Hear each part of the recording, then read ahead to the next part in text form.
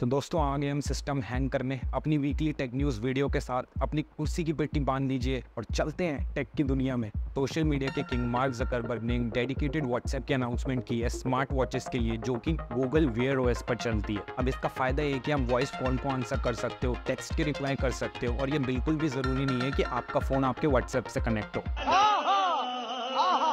इसमें आप एमोजीज और वॉइस रिकॉर्डेड मैसेजेस भी भेज सकते हो। और इसकी अनाउंसमेंट मई में गूगल ने भी करी थी अपने एनुअल डेवलपर कॉन्फ्रेंस में, और तब से ये ऐप बीटा टेस्टिंग के फेज में था। और उसी कॉन्फ्रेंस में गूगल ने व्हाट्सएप के अलावा थर्ड पार्टी ऐप्स जैसे स्पॉटिफाई और पेलोटॉन की भी बात करी थी। गूगल के पास सबसे बड़ा एडवांटेज यही है क्योंकि जो स्मार्ट वॉचेस की मार्केट को डोमिनेट करता है वो है एप्पल, और एप्पल के पास अभी ये फीचर्स नहीं है। एप्पल वॉच ओएस में अभी एक डेडिकेटेड व्हाट्सएप नहीं है, और ना तो आप वहाँ से नए कन्वर्सेशंस बना सकते हैं और ना ही अपनी स्मार्ट वॉच से व्हाट्सएप कॉल कर सकते हैं। गूगल को इससे मदद मिलेगी एप्पल से कम्पीट करने में, और डेवलपर्स भी और इनकरेज होंगे कि वो नए नए ऐप्स बनाएं इस प्लेटफॉर्म के लिए। अब बात करते हैं थ्रेड्स ऐप और ट्विटर के बारे में। थ्रेड्स ऐप ने कुछ मेजर सॉफ्टवेयर अपडेट्स करे हैं जब से ये ऐप लॉन्च हुआ है, और ये बताया जा रहा है कि फ्यूचर में भी ऐसे ही रेगुलर अपडेट्स आते रहेंगे। और सबसे पहला जो इसमें मेजर अपडेट है वो यही है कि उन्होंने एक्टिविटी फीड में फॉलो टैब को इंट्रोड्यूस करा है, और उससे ये होगा कि यूजर्स को आसानी हो जाएगी ये ट्रैक रख पाना किसने उनको रिसेंटली फॉलो किया है। यही नहीं, अभी और सुनिए। और इस पहली अपडेट की वजह से लोगों को फॉलो बैक करना भी आसान हो जाएगा। और जो सेकंड मेजर अपडेट इन्होंने दिया है वो दिया है iOS ऐप में, जिसमें इन्होंने टेक्स्ट पोस्ट को ट्रांसलेशन का फीचर दिया है, जिससे जो अलग अलग ज्योग्राफीज में लोग हैं वो अपने हिसाब से उस टेक्स्ट पोस्ट को पढ़ सकते हैं। अभी भी थ्रेड्स ऐप में कुछ मेजर अपडेट्स आना बाकी हैं, जैसे कि आप अभी किसी को डायरेक्ट मैसेजेस नहीं भेज सकते, हैशटैग नहीं यूज़ कर सकते, और कंप्यूटर में भी इसे यूज़ नहीं कर सकते। तो अभी इसमें बड़े बड़े अपडेट्स आना बाकी हैं। तो करना, परेशान हो गए हम लोग 2.5 साल से।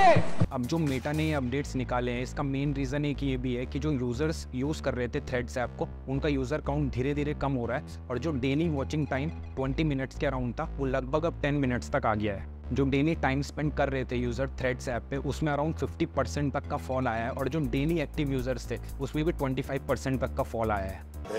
कुछ ना कुछ तो गड़बड़ जरूर है। हमने ट्विटर ऐप और थ्रेड्स की कंट्रोवर्सी पे एक डिटेल्ड वीडियो बनाया है, मैं उसका लिंक आई बटन और डिस्क्रिप्शन में डाल दूंगा, तो आप उसे जरूर जाके देखिए। आप दो ना। अब ट्विटर की तरफ से भी एक अपडेट आया है कि वो एक नए टूल पे काम कर रहे हैं जिसका नाम है आर्टिकल्स, और उसमें क्या होगा कि एक बंदा अपनी पूरी एक बुक भी पब्लिश कर सकता है। और इलॉन मस्क का ये कहना है कि ये फीचर उनके लिए बहुत काम आएगा जो कि लॉन्ग फॉर्म कंटेंट शेयर करना चाहते हैं। अच्छा, अब दोस्तों बात करते हैं उस आईफोन के बारे में जो 1.3 करोड़ रुपीज़ में बिका है। स्टीव जॉब्स ने जिस तरीके से स्मार्टफोन्स को रिवॉल्यूशनाइज कर दिया था, नए नए फीचर्स लाए थे जैसे टच स्क्रीन हो गया, म्यूजिक स्ट्रीमिंग हो गया, जिनकी वजह से जो फर्स्ट जनरेशन आईफोन है वो आज भी एक तरीके के कलेक्टिबल्स हैं। कलेक्टिबल्स में अगर आपको बताऊं तो वो चीज़ें जो आप अगर इकट्ठा करके रखें तो क्या पता कि कल के दिन वो लाखों करोड़ों में बिक जाएं। और ऐसा ही कुछ हुआ है अभी एक ऑक्शन के दौरान, जहाँ पे एक आईफोन जो कि फर्स्ट जनरेशन आईफोन है, फैक्ट्री सील्ड आईफोन है, वो $1,58,000 का बिका है, जिसकी टोटल कॉस्ट होती है 1.3 करोड़ रुपीज़। और जैसे ही ये आईफोन बिका, इसने पुराने जो थे सारे रिकॉर्ड तोड़ दिए, क्योंकि जो पिछले आईफोन का रिकॉर्ड था जो सबसे महंगा बिका था वो था 51 लाख के अराउंड। और आपको जानकर ये हैरानी होगी कि जो ये आईफोन बिका है ये केवल 4GB वेरिएंट का है, क्योंकि जब ये मैन्युफैक्चर हो रहा था तो उसके कुछ टाइम बाद ही 8GB वेरिएंट बहुत तेज़ी से मार्केट में आने लगे थे, और 4GB वेरिएंट फिर गायब ही हो गया था। जो ये आईफोन मिला है वो एप्पल इंजीनियर के पास ही मिला है, जो वहाँ उस वक्त काम कर रहे थे जब ये आईफोन बन रहा था। और कुछ समय पहले एक और ऑक्शन हुई थी जिसमें 8GB वेरिएंट वाला फर्स्ट जनरेशन आईफोन 36 लाख के अराउंड बिका था। तो अगर आपके पास भी ऐसा कोई फर्स्ट जनरेशन आईफोन है जो कि सील पैक्ड है, तो क्या पता आपकी भी लॉटरी लग सकती है। Oh my God! अब बात करते हैं सिस्टम के बारे में।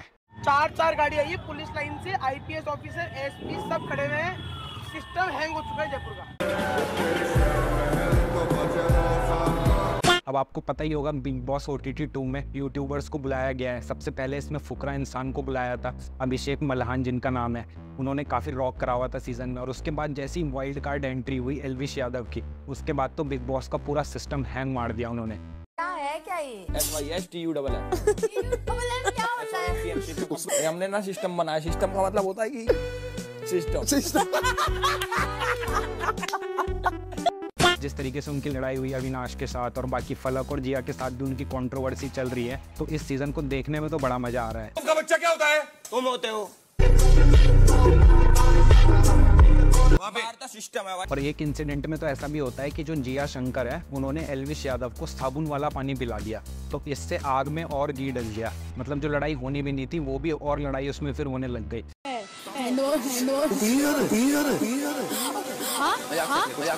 डाला इसमें नहीं तो साबुन डालिए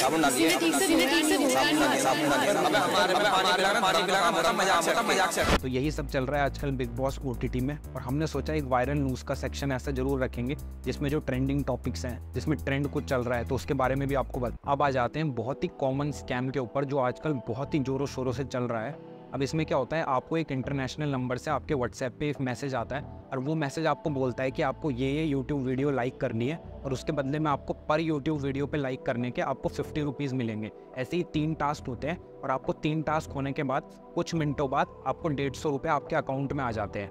अब ये पूरी प्रोसेस ऐसे होती है, जब आप यूट्यूब वीडियोस को लाइक करते हैं तो वो आपको जो नंबर है वो आपको कहता है कि आपको टेलीग्राम पे यही सेम स्क्रीनशॉट शेयर करने हैं जो आपने वीडियोस लाइक करी है, और उसके बाद आप वहाँ पे अपनी बैंक डिटेल्स वगैरह और UPI वगैरह आप वहाँ पे दो और उसके बाद आपको पैसे आ जाएंगे। और सचमुच में आपको 150 रुपये आ जाते हैं। मेरे साथ ये खुद 1-2 बार हुआ है। अब इसी रिलेटेड एक स्टोरी सामने आ रही है जिसमें थाने बेस्ड एक लॉ स्टूडेंट ने अपने अराउंड 2.5 लाख रुपीज़ तक इसी स्कैम में खो दिए। अब इस स्कैम में भी सेम चीज़ हुई जैसा मैंने आपको बताया। आपको यूट्यूब वीडियोस लाइक करनी है, उसके बाद टेलीग्राम पे अपनी डिटेल्स शेयर करनी है, स्क्रीनशॉट शेयर करने, और उसके बाद वो लोग क्या कहते हैं, आप एक टेलीग्राम ग्रुप में जुड़ जाओ और वहाँ पे फिर आपको नए टास्क देते हैं। अब आपको ये भरोसा हो जाता है कि उसने मुझे 150 रुपीज़ दिए तो आगे भी मुझे ये पैसे मिलते रहेंगे। और उसके बाद क्या होता है, उसके बाद असली स्कैम शुरू होता है। वहाँ पे वो क्या करते हैं कि आपको और पैसे इसमें डिपॉजिट करने हैं। तो उस जो स्टूडेंट है उसने भी यही करा। उसने पहले 2000 रुपये, फिर 5000 रुपये, फिर 20,000 रुपये, फिर 50,000 और फिर 80,000, ऐसे करते करते वो पैसे डालती रही और उसने अपना रहा नहीं जाता, तड़प ही ऐसी है ना। और उसने अपना पूरा पैसा स्कैम में खो दिया। यही नहीं, अभी और सुनिए। अब इसके बाद क्या होता है कि जो वो स्कैमर्स हैं वो उसको कहते हैं कि अब आप अपने 1 लाख रुपए और डालो इसमें, और वो जो आपके पहले पैसे थे और ये 1 लाख भी, ये सब आपको मिला के और इस पर कुछ इंटरेस्ट और जुड़ के आपको वो मिल जाएंगे। और जब वो लेडी 1 लाख रुपए और डालती है तो जो वो टोटल स्कैम वो 2.5 लाख रुपए तक बन जाता है और वो स्कैमर उस सारे पैसे लेके भाग जाते हैं। क्या बात है। उसके बाद उस लेडी ने पुलिस स्टेशन में इस रिपोर्ट को कराया और तब ये न्यूज़ सबके सामने आई कि इतना बड़ा स्कैम यहाँ आजकल चल रहा है। और मैंने खुद ये स्कैम फेस करा है। मतलब मेरे पैसे तो नहीं गए, पर वो यूट्यूब लाइक्स और उसके चक्कर में 150 रुपीज़ आए और उसके बाद उन्होंने यही सेम चीज़ें करी, पर मैंने उनको उसके बाद ब्लॉक कर दिया। तो आप भी कुछ ऐसा ही करें, पैसे ले लें और उसके बाद भाग जाएं फिर वहाँ से। और ये सब फ्रॉड हुआ है जॉब, पार्ट टाइम जॉब के नाम पे, कि आपको पार्ट टाइम जॉब दी जा रही है कि आपको यूट्यूब वीडियोस को लाइक करना है, उसके बाद आपको पैसे मिलेंगे, फिर आप अपने पैसे डिपॉजिट करो तो उसके बाद आपको उस पर इंटरेस्ट मिल के और पैसे मिलेंगे। तो इससे सबसे बचने का सबसे बढ़िया तरीका यही है कि जब आपको कोई जॉब का ऑफ़र वगैरह आता भी है तो वो आपको किसी रिकमेंडेड साइट से आएगा, ऐसे नहीं कहीं से भी आ जाएगा, व्हाट्सएप पे आ जाएगा। लिंक्डइन उसके लिए प्लेटफॉर्म है, इंडीड हो गया, naukri.com, ये उसके जो मेन प्लेटफॉर्म से, यहीं से वो ऑफर्स आएंगे। अच्छा, हमको सिखा रिया है। और अगर आप लोग सिंपल गूगल सर्च भी करेंगे तो आपको पता लग जाएगा कि इस तरीके के स्कैम्स हो रहे हैं। और इसमें आप एक और चीज़ और कर सकते हैं कि जब आपसे वो पर्सनल डिटेल्स मांगते हैं, आपका नाम, ईमेल और आपके बैंक अकाउंट डिटेल्स, तो वो तो आप बिल्कुल मत दें, क्योंकि वहीं से स्कैम की स्टार्टिंग हो जाती है। थोड़े बहुत पैसे देके वो आपको लालच में ले आते हैं और उसके बाद फिर बड़े स्कैम की तरफ वो बढ़ता चले जाता है। एक और स्कैम की बात करते हैं जो आजकल सुनने में आया है कि व्हाट्सएप पे ऐसे वीडियो कॉल्स और ऐसे कॉल्स आ रहे हैं जिसमें आपका कोई रिलेटिव आपको दिख रहा होगा सामने वीडियो कॉल पे और वो आपसे कुछ मेडिकल इमरजेंसी के बहाने कुछ पैसे मांगेगा, और यहीं पे ही पूरा स्कैम है।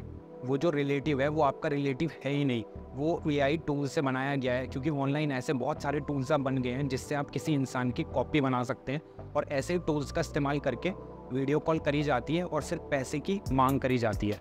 कौन है ये लोग, कहां से आते हैं? और ऐसी एक न्यूज़ सामने आ रही है केरला की कोझिकोड सिटी से, जहाँ पे एक 72 ईयर के आदमी से ऐसे ही वीडियो कॉल पे पैसे मांगे गए और बताया गया कि उनके रिलेटिव को एक इमरजेंसी हेल्थ कंडीशन है और वो रिलेटिव उनको सामने दिख भी रहा था वीडियो कॉल पे, और वो सेम उन्होंने टूल्स का इस्तेमाल करके ऐसा एक पर्सन बना दिया था जो बिल्कुल उसके जैसा लग रहा था। और उसके बाद जो ये पर्सन है जिससे उन्होंने पैसे मांगे थे, उन्होंने उनको 40,000 रुपये UPI से भेज भी दिए और यहीं पे पूरा स्कैम हो गया। और उसके बाद जिस पर्सन ने उन्हें 40,000 रुपये भेजे, उन्होंने फिर उसको वापस कॉल करा और बाद में पता लगा कि उस पर्सन ने उसे कभी कॉल ही नहीं की है। मतलब वो ऑनलाइन टूल्स की मदद से ये सब पूरा फेक बनाया गया था और ये पूरा स्कैम करा गया था। इतने तेजस्वी लोग हैं हमारे पास। अब इस स्कैम से बचने के लिए क्या कर सकते हैं? 3-4 बेसिक चीज़ें ही हैं। एक तो आप पहले किसी अननोन नंबर से कभी बात मत करें, और वो अगर आपसे कोई पैसे मांगता है तो एक बार आइडेंटिटी आप कंफर्म कर लें और ये देख ले कि वो बंदा वो है भी या वो नहीं है। और हमेशा बैंक अकाउंट की डिटेल्स और ये सब जरूर चेक करें। जब भी आप यूपीआई से पैसे भेज रहे हैं तो हमेशा ये देखें कि जो सामने वाला बंदा है उसका नाम वहाँ पे दिख रहा हो कि जिसको आप पैसे भेज रहे हैं। बस यही सब चीज़ें जो आप कर सकते हैं। और कभी भी ऐसे मनी रिलेटेड इशू में फंसे ही मत कि जहाँ पे आपके साथ कुछ बड़ा स्कैम हो जाए। अब कुछ एआई डेवलपमेंट्स की बात कर लेते हैं। अभी कुछ दिनों पहले ही इलॉन मस्क ने अपनी नई कंपनी XAI की अनाउंसमेंट करी है। मेटा ने अपने नए AI मॉडल LLaMA2 की अनाउंसमेंट करी है, जो कि उसने माइक्रोसॉफ्ट के साथ कोलैबोरेशन में बनाया है। अब इलॉन मस्क का तो ये कहना है कि वो यूनिवर्स के ट्रू नेचर को समझना चाहते हैं, इसलिए उन्होंने ये कंपनी बनाई है। और जो बड़ी बड़ी मास रिक्रूटिंग कंपनीज़ है उन्होंने भी अपने AI की अनाउंसमेंट की है, जिसमें विप्रो, TCS और इन्फोसिस भी शामिल है। और TCS का प्लान है कि वो अपना एक चैटबॉट बनाएगी और उसी के रिलेटेड वो 25,000 इंजीनियर्स को AI में ट्रेन करेगी। Not bad. और इन्फोसिस ने भी अगले 5 सालों में अपने AI सॉल्यूशन पे $2 बिलियन इन्वेस्ट करने का टारगेट रखा है। और पिछले हफ्ते ही विप्रो ने अपना AI 360 सिस्टम लॉन्च किया है। विप्रो का भी यही प्लान है कि वो अपने हर प्लेटफॉर्म में AI इंटीग्रेट करेंगे और अपने क्लाइंट्स को बेहतर सॉल्यूशन देंगे। विप्रो का भी अपने AI सॉल्यूशंस पे लगभग $1 बिलियन इन्वेस्ट करने का टारगेट। मस्त प्लान है। अब बात करते हैं चंद्रयान 3 से रिलेटेड कंट्रोवर्सी के बारे में। अभी कुछ दिनों पहले 14 जुलाई को भारत ने चंद्रयान 3 लॉन्च करा और उसके कुछ दिनों बाद ही 17 जुलाई को ये न्यूज़ आती है कि ऑस्ट्रेलिया के एक बीच पर कुछ रॉकेट का टुकड़ा पाया गया। जैसे ही ये न्यूज़ आई तो ये डिबेट शुरू हो गई, कहीं ये चंद्रयान 3 का डेब्रिस तो नहीं है। अब डेब्रिस में आपको बता दूं, रॉकेट का वो पार्ट होता है, जब रॉकेट हवा में जाता है तो उससे जो पार्ट रिलीज होते हैं तो उसको डेब्रिस कहा जाता है। अब ऑस्ट्रेलियन स्पेस एजेंसी इसमें पूरी इन्वेस्टिगेशन कर रही है और साथ में इंडियन स्पेस एजेंसी भी ऑस्ट्रेलियन स्पेस एजेंसी के साथ इसमें पूरा कोऑर्डिनेशन कर रही है। अब आप अगर उसकी कंडीशन देखोगे रॉकेट डेब्रिस की, जो कि ऑस्ट्रेलियन बीच पर मिला है, तो वो साफ देखकर लग रहा है कि वो कभी किसी पहले रॉकेट का डेब्रिस है, वो अभी चंद्रयान 3 का तो है नहीं। क्योंकि जैसे उसकी कंडीशन वहाँ पे दिख रही है, वो पता लग रहा है कि वो कहीं समुद्र में कहीं किसी कोने में पड़ा था और वो पानी के साथ बहकर आ गया है। क्योंकि जिस तरीके की उसकी कंडीशन वहाँ पर हो रखी है वो काफ़ी अजीब सी है। उसमें एल्गे लगे हुए हैं, उसमें काई जमी हुई है और भी बहुत सारी चीज़ें हैं, जिससे पता लग रहा है कि वो रॉकेट डेब्रिस अभी का तो नहीं है। वो कभी पुराने किसी सैटेलाइट का हो सकता है जो रिलीज होते वक्त गिर गया हो समुद्र में और अब वो बह के बीच पर आ गया हो। बात तो सही है। अब कुछ न्यूज़ में ये बातें भी चल रही हैं कि वो MH370 का कोई पार्ट हो सकता है। अब मैं MH370 अगर आपको बताऊं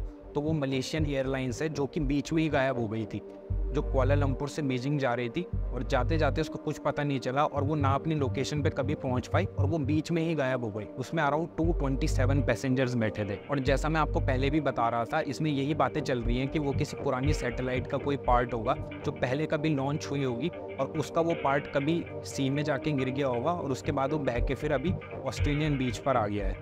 ये बड़ी अच्छी बात कही है। और चंद्रयान 3 के रिलेटेड हमने एक डिटेल्ड वीडियो बनाई है जिसमें हमने चंद्रयान 3 के बारे में बताया है कि क्या क्या चीज़ें आपको चंद्रयान 3 के बारे में पता होनी चाहिए।